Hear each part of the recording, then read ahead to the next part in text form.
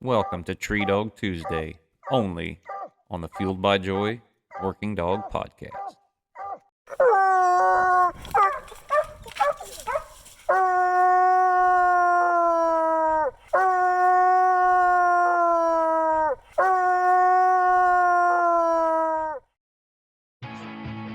Have you been thinking of trying Joy Dog food and think, maybe it's not quite right for my dog? My dog is an athlete. My dog performs at peak levels and he needs the best in nutrition. Well, I got news for you. The top 3 dogs in the Professional Kennel Club's World Coonhound Championship are all fed by Joy. Oh yeah, Crash, Joe, Fame, 3 of the best in the business, as well as thousands of other working dogs use Joy Dog food. So there's your proof. Give Joy a shot. Go to joydogfood.com for more information.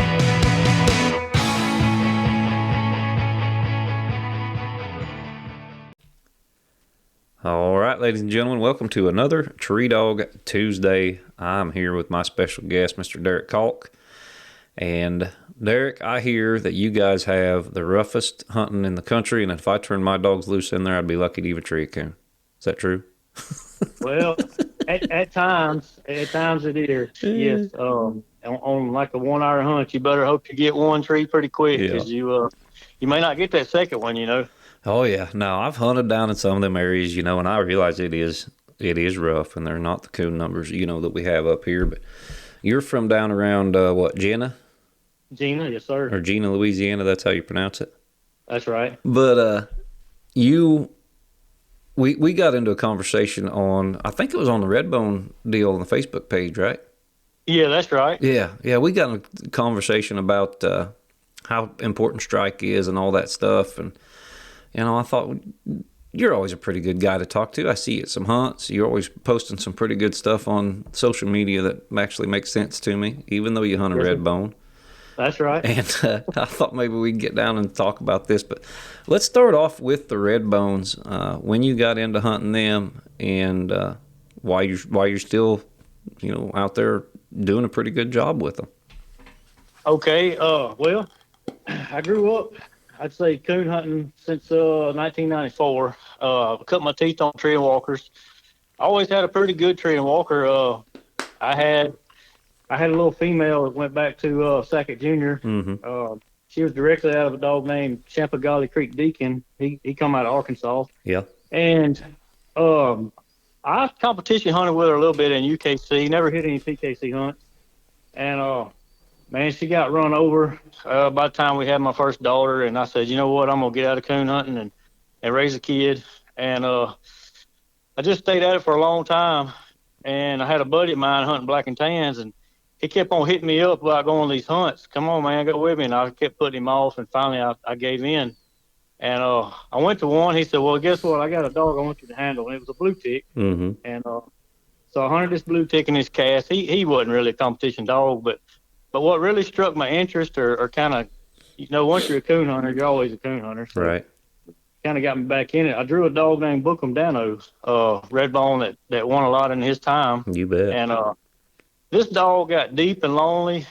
He treated his coons. He had that mouth that kind of like a walker dog has, like that tone that you can just hear way in there, just that certain tone to him. It don't sound like an old dog kind of cough up a corn cob or something, a little rough sounding mouth. He sounded good. And I told that buddy of mine, I said, you know what? I said, if I could find a Redbone that would hunt like him, I would try to do something different. Yeah. And because I don't want to do the same thing everybody else does. Right. And just so happened he found a Redbone in a thrifty nickel, his little sales paper that was out of Dano. And man, he said, hey, let's go halves on her. I said, okay, let's do it. So I got her. I wasn't expecting much, but man, this dog was just coon crazy. Yeah. And I started her on corn, on feeders, on cage coons. I put her in a boat. She like turned the boat over on me one night trying to get to a coon on the bank. I mean, this dog was just extremely wild over coons. And she started doing pretty good. Well, I started doing a little winning with her. Next thing you know, I'm doing a pretty fair amount of winning with her. And Mr. Roger Shable, he calls me. He won't know if I want to sell her. And I said, Mr. Roger, I don't. He offered me $5,000 for her, and I thought about it. I said, if I get rid of this dog, I got to go get another one. Right. And I'm just not going to get one to replace her. So I turned him down. And, I'm kind of, I guess, fast forwarding ahead, but it's kind of the reason why I stayed with the Redbones because of her. But Roger, he said, well, what about that Black Eyed Pea Classic hunt over there? You ever thought about going to it? And I was just kind of scrolling back through my memory of the pro hounds I've been seeing with that Black Eyed Pea Classic. And the dogs, the caliber of dogs that was there, and I'm thinking, I don't know about that. And I got to thinking, well, that's a high dollar hunt. So I told Mr. Roger, I said, Mr. Roger, I can't afford to go no hunt like that. And he kind of chuckled a little bit. He said, no, I'm not talking about you on your money. I'm talking about you on my money. Yeah. And I said, well, Mr. Roger, I said, what if I lose? And he said, don't worry about that. Yep. I said, okay, well, what if I win? And he said, well, we'll deal with that. And he said, I'll get my entry money back, and whatever's left, we'll split it. Yep. So lo and behold, I go over there and I make it through the early round on one of the nights, and then the final four, I win, and $18,000 later, I'm sitting with a platinum champion, and I just told myself right then, I said, this is a special dog to me, and I'm planning on, for as far as I'm gonna competition hunt, I'm gonna try to always hunt something that goes back to her, and that's what I've got a puppy out of her now that I'm hunting. Just made her silver champion. Yep. What was her name? Daughter, what was her name for all these people listening? Well, the one I had was Trout Creek Bookham Twisted Rage. Yeah. She's one of the 4 platinum champions that are Redbones. Mm-hmm. And I got a puppy out of her now. I bred her to he wasn't a platinum champion at the time, but I bred her to Burger's Cocky Pistol. Yeah. He's a platinum champion now. It's actually he beat me the night he made platinum champion. Yeah. I'm pretty sure that was the night he beat me at the $2,500 down there at the Lone Star. Yeah, I believe so. I think that was when he made platinum champion. He made a platinum champion, and so I think I have the only litter out of 2 platinum champion Redbones that are competing. I'm not certain on that, but I think I do. Yeah. Because I mean, Dano and Rage and Pistol, and you can think of a few others, maybe a handful of others. Those are the top tier Redbones of all time. The best of the best. These are the absolute best Redbones you're probably ever going to look at for now. And so, did you know that when you drew Dano? Did you think, well, these Redbones are pretty good, or did you realize that Dano was a freak and they're not all like that? No, Josh, I'm gonna be honest with you. Like I said, I cut my teeth on tree and walkers. Yeah. I was one of the guys that goes around and chuckles and laughs about them old Redbones. Right. Hey, when people get mad about those guys saying I can't really get mad because I was one of them. Yeah. And to this day, there's still lots of Redbones that fall into that caliber. Right. And I will say, I do have to say that Dano, he reproduced some good females. There was another female that made platinum champion named Bugs that Mr. Jack Bingham owned, and in her time, I mean, her and Rage, they were going neck and neck trying to compete against each other, trying to stay up. So Dano, he reproduced. He was a female reproducer. He never really reproduced. There's a couple males out there that they say are good, but I had never seen them winning. I'm not saying they don't. Yeah. But I think they are top tier, and there's a couple more Redbones that, I mean, people say they'll compete with the best and all that, but the guys just don't have the money to go. Mm-hmm. You know how it is. They say if you got a good dog, there's somebody out there to pay to take you hunting. So whether they're right or wrong, I don't know.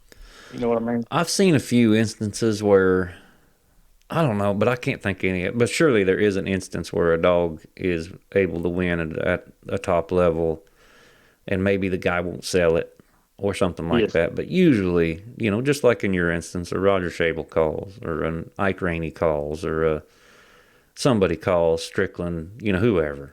And they say, hey, I'm going to offer you enough money for the dog that you're going to have to sell it to me because I'm going to win with it, or they'll pay an entry. That happens to just about every really, really good dog on the planet. It's hard to keep one a secret anymore, in my opinion.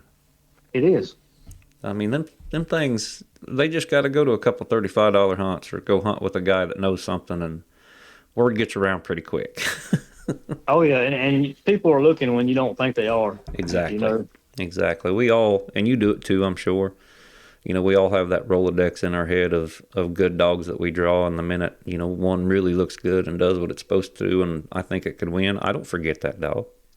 Absolutely, and even like Rage, she was on the internet with Pro Hound or PKC and Pro Hound, all that mess, because I won 2 Louisiana State championships back to back with her. Right. And I mean, she wasn't the dog that like your Crash or I don't know, Action Jack or Hillbilly Knot or anything. She wasn't that kind of dog, but she was just kind of dog that would get deep and lonely and have her coon. Her stronghold was her accuracy. Right. Her being a Redbone, and she really wasn't that great of a tree dog. Yeah. I'm not going to lie to anybody, but she was just accurate. Yeah. And get deep and lonely. What do you think? Where do you think the Redbone breed's going? Because you guys are diehards, man. I get on, and I don't have a dog in the fight. I think Redbones are cool. I think Blue Ticks are cool. Black and Tans, English, all of them. Yeah. But I'm hooked on that Facebook page, with the Redbone competition coonhounds, because these guys, I think of you, and I think of T-Mac, and I think of Jack, and even Jack's hunting a Walker a lot of times, but he's a Redbone man. Yeah. But these guys are real dedicated to the breed. But, and correct me if I'm wrong, I don't want to make any Redbone guys mad. We've talked about 2 Redbone good dogs already, Bugs and Pistol, and both of them have beat the brakes off of me before in the past. But it just doesn't strike me as them getting better at a rate where they should be getting better, to where they can compete with the Walkers. Is that a fair assessment? I can't argue with you there, but I will say, you talk about I started that Redbone competition page, and I wanted everybody to get together and communicate and argue and run each other through the mud and everything else, But you look at that page and everything on social media, you got to take it with a grain of salt. Oh, for sure. We get on there and we argue with each other and we moan and complain and gripe and all that. But just like the Crowville hunt we just had down there in Crowville this year, you go up to that hunt, everybody shaking hands and laughing and joking and carrying on. It's nothing but for kicks and giggles whenever we're getting on there fighting with each other, because we really do get along outside of it. I mean, I've got a couple of group texts that go on with different people and everything, and man, we all get along. We really do. Yeah. But as far as where the breed's going, I think, I may be wrong, but I think we're getting in the right direction, because, the Redbones are just like the Blue Ticks or Black and Tans or anybody else that everybody just wanted that old dog, goes up there and trail up a coon and trees it. Yep. And the Walker guys for years have been breeding for competition, and they know, is the old saying, I don't want to know where that coon's been, I want to know where he's at. Right. And that's what we need to be trying to do too, and we are. We're trying to breed some of these hotter nosed dogs together and maybe get some of the offspring, but man, it's a crapshoot, What's the big holes that you're seeing in the breed as far as competition goes? Well, you mentioned, and I told you on Facebook that you're not wrong, but you brought up speed, and you're not wrong. Speed is a big deal. I kind of raised my eyebrows a little bit when you said it, because you wasn't on the hunt. And in that particular hunt, I had 3 Walker dogs on the cast that were in the late round with me. One of them being out of Electric Rodeo, one of them being out of Big Money, and one of them being out of World Champion Goose. And when you mentioned speed, and I'm sitting here thinking, well, my Redbone was the first dog to get treed at .58 in a 1 hour cast. And these 3 dogs, they're struck, but they're not even treed yet. And I need to be worried about speed. You think about things in the back of your mind, but everything matters. Did my dog go the right way and their dogs go the wrong way? Probably. Are their dogs better than mine? Probably. But there's always factors that factor in. I think my dog is fast enough in given situations. Yeah.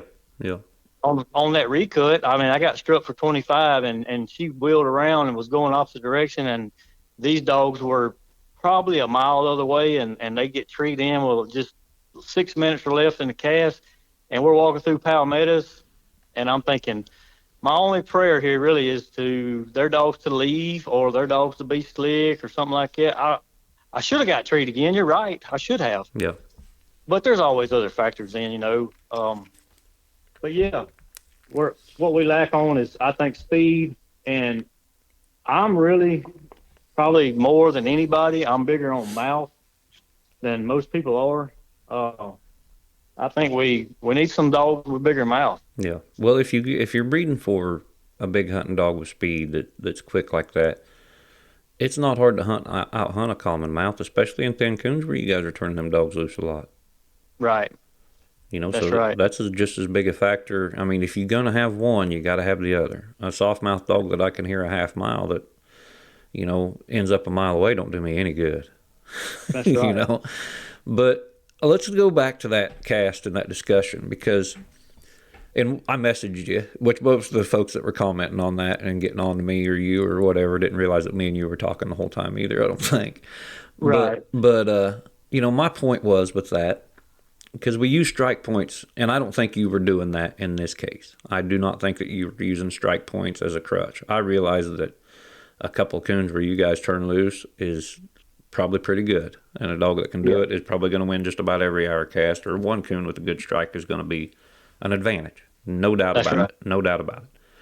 But what I wanted to touch on during all that is that, these guys, they'll come back to the clubhouse. Oh, I'm beat on strike. Oh, I'm beat on strike. And I'm not talking in Gina, Louisiana. I'm talking in Salem, Illinois. Oh, right. I got beat on strike. Babbling dog beat me. Babbling dog beat me. What they don't tell you is the 45 minutes of downtime their dog had in between trees when there was absolutely no need to.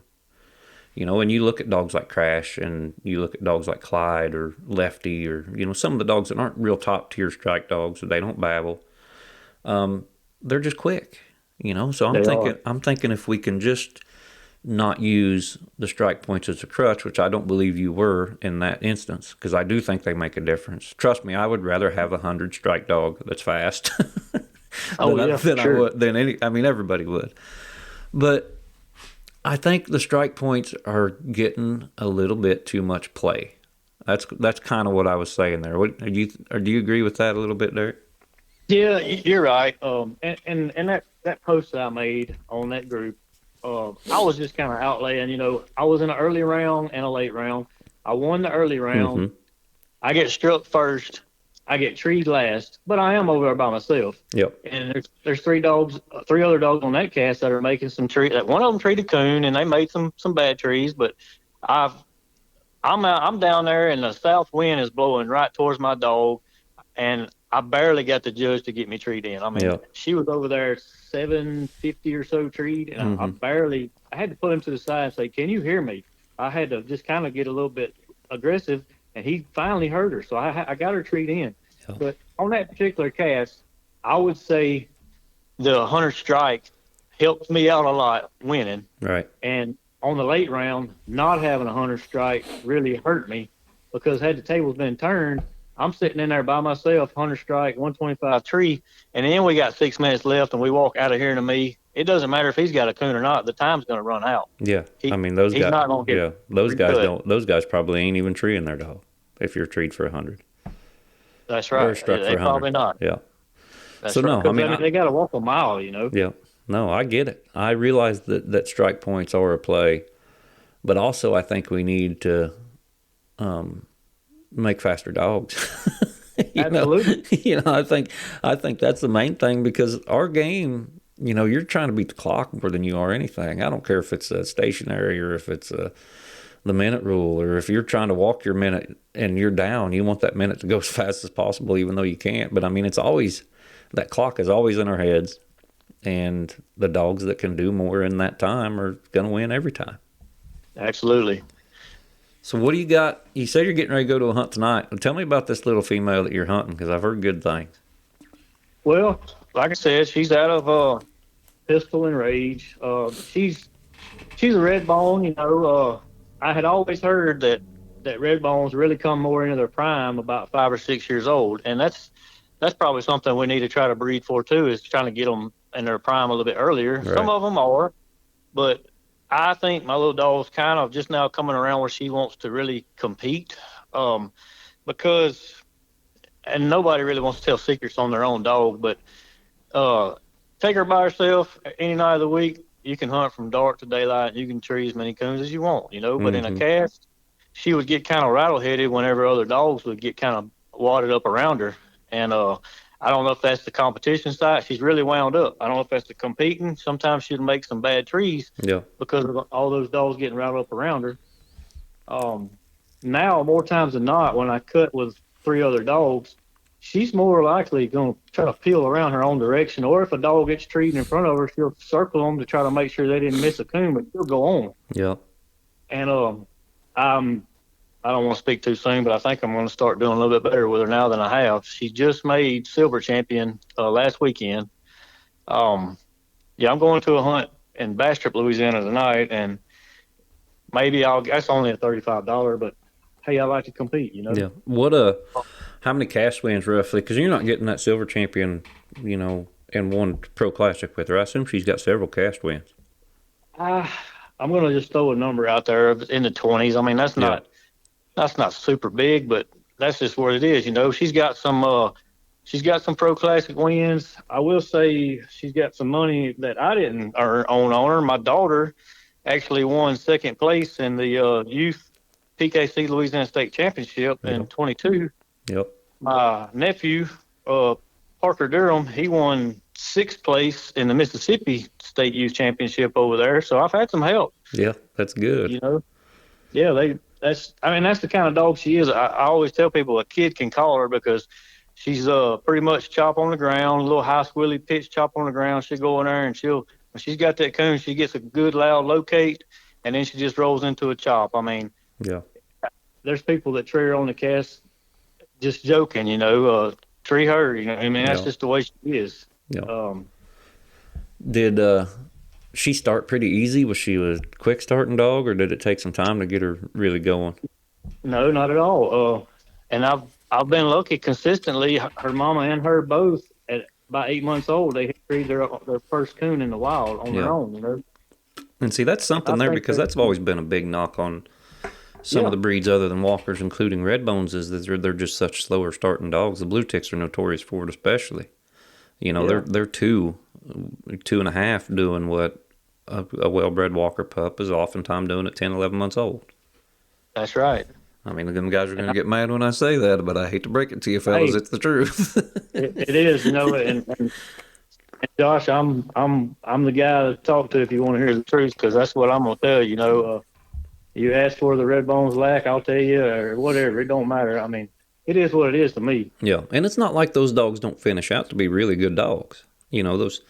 But in today's fast-paced world, with the super stakes, with all that stuff, and I've talked about this on podcasts before. Them things got to be pretty good coon treers at a year old, or I'm gonna just move them, sell them to somebody that'll like them, and start over. That's right. We don't have the luxury of time with a lot of these dogs. Yeah, and I think that's some of the problem with the Redbone breed, as far as getting them into the hands of people that will take them to town, is because the big word patience. People, they don't have the patience. Yeah. And do you think it's better because I mean, from a genetic standpoint, a lot of this early starting stuff is genetic. Yeah. Is that something people need to look for? Say your female's an early starting dog. You go to breed her to a certain stud dog. Are you going to pick that guy's brain and say, how long was he 18 months old before he treated his first coon? Was he treating him quick? Is that something you're going to consider? Yeah. Oh, absolutely. And I'm no breeder. I listen to what everybody says. I talked to Mr. Royce Taylor a good bit. He's got a big hand in the breeding that I hunt. Yeah. A lot of the dogs in the pedigree are dogs straight off of his stuff, and I may not always go with what he says, but I definitely listen to it. Yep. And one thing that he always mentions is, the litter mates. What's the litter mates doing, and what did they do? And I think all of them genetics really make a big difference. Yep. And in the Redbone breed, we do have, some people call it a good thing. I call it maybe 50-50, but line breeding is, if there's a breed that's been line bred to death, it's the Redbones. Really? Everybody wants something out of their own stuff, and I'm guilty for it too. I just mentioned it a while ago. I always want to hunt something out of my old chip. But these people line breed, you can look at pedigrees, and there's nothing but their same stuff from top to bottom, and some of them claim that they got what it takes. They may not. I don't know, but I think we really need to be doing more outcrosses, and we may get some different results. I don't know. Is there the breeding stock there? Because there's not as many Redbones as there are Walkers. There's not as much to choose from. Is there, like say when I'm putting together a Walker dog pedigree, just like I did, I got a litter of 5-day-old puppies out here out of Money Shot and my Raven female. Mm-hmm. I've been able to hunt with probably all but 1 or 2 of them dogs that they're with for 5 generations. I know exactly what they are. They're really good coon treaters. I can really stack a generational pedigree full of competition style dogs and pack them into 1 litter of puppies. Are you even able to do that with less Redbones out there, less Redbones that have competed and all that? Not really, Josh. But I do feel, and that's kind of what I feel like we're improving on. We may be getting more of it, more options. Yeah. And I'm not downing the guys that straight up line breed, because if you look, some of these Walker pedigrees and stuff, man, those dogs were line bred also. Yeah. I'm not for sure. I'm not saying it don't work, because it absolutely does work. I just think our small gene pool, we need to start kind of crisscrossing each other, and maybe get some more stuff out there. Yeah. What do you think is the main factor in preventing people from doing that? A lot of it, I think, is pride. Yeah. I really do. And like I told you, I'm going to be 100% honest. So I hunt primarily females. It aggravates me a lot of times when I'm reading and looking and everything, and everybody, all they talk about is the stud dog. Yep. They never want to throw any credit on the female. So why, me as a female hunter, basically, why would I want to go to a stud dog and boost him up when they're just going to run my female through the mud if it don't work, Yeah. I mean, you got to do it. You got to make crosses. Yeah. I mean, but that's an instance right there where, yeah, you're proud of your dog and you don't want to see a male dog get all the credit for what she's doing for half genetically. But if that stud dog is what you need, you got to kind of bite the bullet and just go ahead and go with it. You're not wrong there at all. That's just the facts of life. If somebody's got something you need to go get it. Hey, you think I want a whole kennel full of puppies out of here out of Kevin Cable stuff? I hope he listens to this. I told him out of the super hunt I got more of his stuff in my kennel than I do mine now. He told me I was finally getting smart. Yeah, that's right. Well, I guess unless you have a stud dog, you're going to be labeled as having a pen full of somebody else's stuff. Yeah. But I mean, it's half my stuff too. I mean, it's a female out of Duds and Bella. That's right. Both dogs I own, both dogs I won cast with, and but I like Lane. I do like Kevin. Don't get me wrong, but I see some of the stuff that Big Money, Little Money, and Shot and all them got, and I think it would cross good on my stuff. So I got to make that cross. Oh yeah. Well, and we're trying to create more competition style dogs. Also, with our Redbone hunt that we have down in Crowville, we're trying to raise as much money as we possibly can, because money it'll draw people to some hunts. Yeah. You wouldn't believe the side messages I've had. People telling me, "Hey man, I think I might have to get me a Redbone. Y'all keep raising that money on up." Well, that's what I'm looking for. Yeah. I want to raise that money, and it's not me. There's a whole group of everybody on the Redbone page. I can name off Tony, Mr. Allen Halada, Jack Bingham, Casey Dooley, all of them. They're all trying to gang together and get this fund to as high as we can and make us have more money. You look at some of these other breeds of what their money they're hunting for, and you look at what we're raising the hunt for. It's almost laughable. Yeah. And it's only going to get better if we stay together with it. Yeah. Have you got any pushback from that? or has it all been pretty positive as far as guys that are hunting Redbone? No, it's all been pretty positive. Good, good. The only thing that we get pushed back on, and hey, again, like I said, I'm going to tell it like it is, but the location, we get a little pushback on location because we've had it in Crowville I started, oh shoot, hunting Ray, or I won with Ray's that first state hunt back in 2019, and that was in Crowville, Yeah. and it's been there ever since. Now, the guys that come to the hunt, once they hunt in Crowville, Yeah. the talk that I get, they're like, man, we're not going to have anywhere to hunt like this. The Crowville I love Club, the Crowville hunting down there. yeah, the Crowville Club donates everything back to the breed. Yeah. You're not going to find another club that wants to do that. No, and I don't think so. that hunting's pretty good. I mean, it's all big woods. There's plenty of coons. I mean, for the Yeah. times I've hunted down there anyway. You turn those dogs out. I mean, this year was our first year to have 16 dogs in the breed hunt, which I think is awesome. Yeah. But forecast, and we had open events going on too, and Right. everybody hunted and no problems. Yep. No, it's big woods down there. No dog's going to get run over or nothing like that, you know. But what I'm saying is the people they're not wrong for asking or wanting to change locations. And hey, should it be done? Probably so. I mean, they should probably get to hunt closer to home too, just like we do. Right. You know, I really hate to say that because I'm selfish and don't want to have to drive no further than I have to, but Yeah. that's the truth of the matter. What You know? where are a lot of them guys coming from, you know, that are a long ways away from Crowville? Man, as far as like Indiana, Yeah. I mean, those guys they're having to drive, you know. Then the weather that time of year is bad where they live. Some of them haven't got a chance to hunt their dog. That's one reason why they don't come, because they haven't had a chance to hunt their dog up and get it ready. Yeah. Some of them it's dangerous for them to get out on the highway. But I mean, you just can't have it every way you want it. Right. So it's the best time of the year to hunt down there, you know. Yeah. When those guys, and that's another thing to look at, when those guys are snowed in or whatever, we're not. Yeah. No, I mean, that gives people that have the time to drive to go down and get some good hunting in and to enjoy the sport where they wouldn't have been able to do nothing but watch it snow at the house.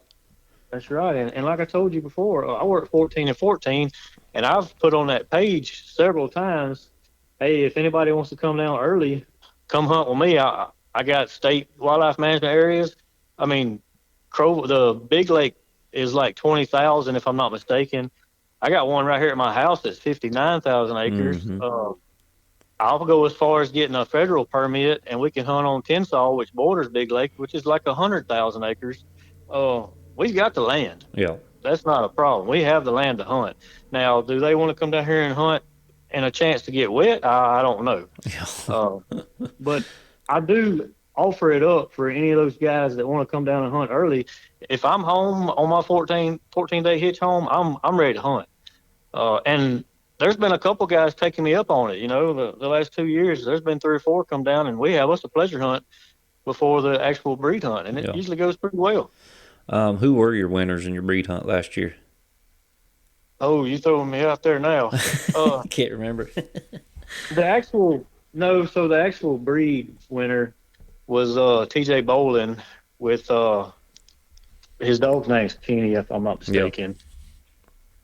I say I looked. I think I even read it off on the competition corner deal, but I can't remember who even got in and who won. Yeah, TJ won with I'm pretty sure his dog's name. I'm sorry, TJ, if I got it wrong, but I'm pretty sure his dog's name's Kenny. What about one other thing I wanted to ask you?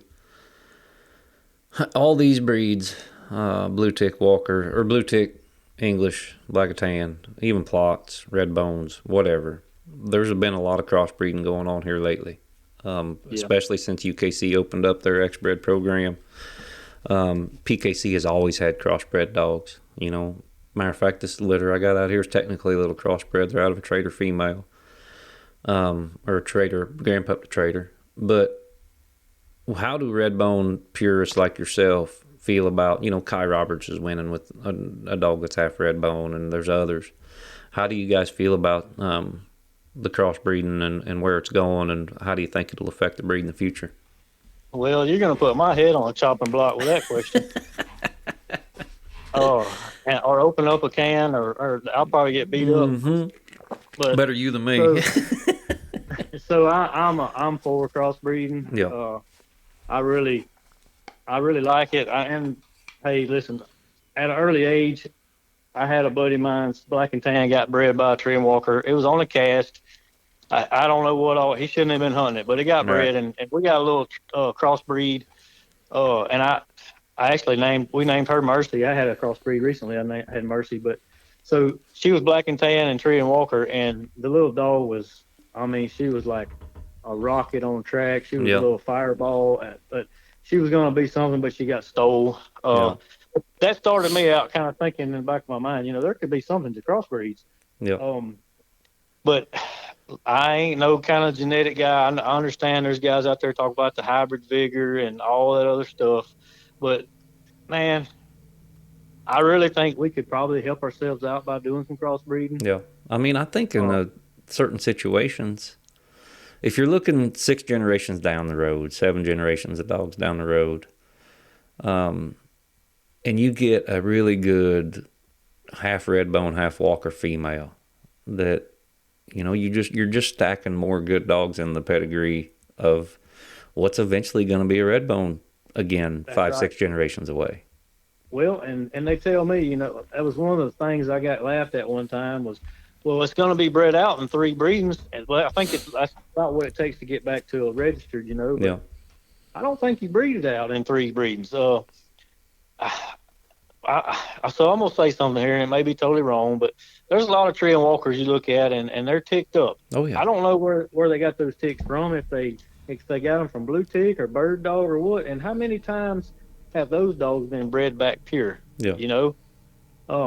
Why would the walker guys be breeding bird dogs and all this other cur dog or whatever they've bred through the years if they think it's just going to be gone in 3 breedings? Yeah. I don't go for that. I think it's going to help you out more than what people say. There's That's my also opinion. there's also the flip side where, you take a dog like Ruby, that was crossbred, or, some of the big country females that were crossbred or males or whatever, and everyone's like, well, we can take any old blue tick and breed it to any old walker, and all of a sudden we got really good coon dogs. And that's not how that works either. I know. I know. And No. they're you'll see it on the internet all the time. How do you feel about crossing a pointing dog to a pointer to a coon hound or something like that? I'm like, that's not how any of this works. Right. It has to be the right pointer. It has to be the right coon hound, just like it would have to be the right Redbone crossed on the right walker. That's right. And pedigrees, everybody wants to look at pedigrees and breed them off the pedigree. I always go back to the Wipeout line, and they were somewhat line bred too. But Barry and them, one thing that I've listened to that podcast, I burnt that podcast out listening to it. But Barry always talking about, or it might have been Fergie, but they were talking about breeding best to the best. And Fergie even said that don't always work, but why would you not try to breed the best to the best? Exactly. What other gauge do we have? Maybe a grandson or a granddaughter or whatever will turn out being just as good. But I'm going for trying to breed best to best myself. Well, I think, and let me know what you think too, as far as breeding coonhounds go, say you want to breed the best of the best. That's always been my theory too. There's no such thing as a brood female. I think that's, yes, and yeah, I know people are going to be like, well, I had this dog out of a dog that never got hunted and all this stuff. I know, I get it. Sometimes you're going to get good dogs out of brood females. But Right. if you can stack pedigrees full of coon treaters, and I'm talking, if there's no weak link for 5 or 6 generations, your odds of success are a lot better. I think so. I agree with that 100%. And with going back into the Redbones, how hard is it to get a 5 or 6 generation pedigree of dogs that are capable of winning? I don't know that you're going to be able to do it. Right. Now, there's a lot of Redbone guys that are more scholared. I'm not a lifetime Redbone guy, so Yeah. I really hate to speak for some of the guys that've been around a lot longer than me, because they say some of the dogs from the past did this or did that. I don't know, and I can't argue with them because I don't know. Yeah. Maybe they could bring some of those back and breed to them. We might could do it. But hey, I don't know if they're out there right now as far as living. Yeah. Yeah. I mean, I'm trying to think of Redbones in the past. Just up here around Iowa, there was a 3-legged dog up here called Death Row Joe in the early 2000s. That was a really, really good dog. He was Redbone, and then Terry Crow had a male dog that was pretty good at treeing coons too. He was a pretty nice dog, but I never seen anything other than Joe, back then, where I thought, man, this dog could win the day. This dog could really dominate and throw dogs that could, do a good job today either. So I don't know, but like you, or more so than you, I'm definitely a newbie when it comes to the Redbone breed too. Yeah. Well, you hear from this person, that person, this dog here can compete with the best of them, and then you finally do fool around and draw them, or hear from somebody that's reputable that you believe, and they're like, man, that dog, they're not what they said it is. They must not have been hunting with some of these top-notch dogs, and you're like, well, crap, I gotta scratch that one off my list, Well, is that a problem too? Because a lot of these guys, because they're not competing, at PKC World Hunts or Nationals, or they're not in the top 96 at the Tournament of Champions, or they're not at a $6,500 Pro Classic, they don't have the opportunity to see what these dogs actually are to be able to compare what they got to them. Right. And hey, I'm nobody. I'm no better than anybody else, but I do hunt Redbones, and I think a lot of times that these big walker guys that do a lot of winning, and they don't think that I know what a real dog is, but right. I'm here to tell them that, I've hunted with, Thunder and Lightning, Melvin, Blueberry Wine. I drew Halftime Ruby before, and there was a dog I think Nick Brady had, maybe Handsome Tucker, I think. Yeah, Tucker was a coon. The coon treating machine. They just couldn't break him off possums. Yeah, I mean, I drew JWoww and handlers. I mean, I've hunted with Billy Bell, Weed, all those guys. I've been to a couple hunts where I drew those big guys, and they had those action-packed dogs that were worth a lot of money. I mean, I know.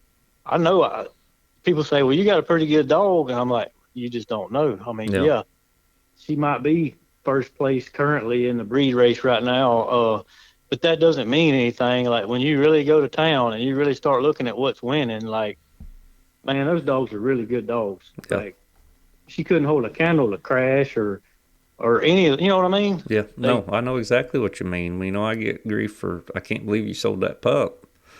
And I'm thinking this dog's going to be really good for somebody. Somebody's going to get a lot of enjoyment out of this dog, but he's not good enough, or she. And that's just the bottom line. If we're not honest about what we're packing, how on earth can you get better? Well, Josh, I just hope and pray that, like my old Platinum Rage and this one here page, I just hope that there are links in the chain that's going to get me to where maybe one day I can say, you know what, I got a dog now that would give them a run for their money, Yep. Well, Derek, it sounds to me like you're right on your way. This has been a good conversation. I've enjoyed it. Yeah, me too, Josh. Yeah, we're going to have to do this again sometime. I get down there around Gina, I'll holler at you. I want to get turned loose with this junk that can't tree coon in the south and turn loose in some of that misery.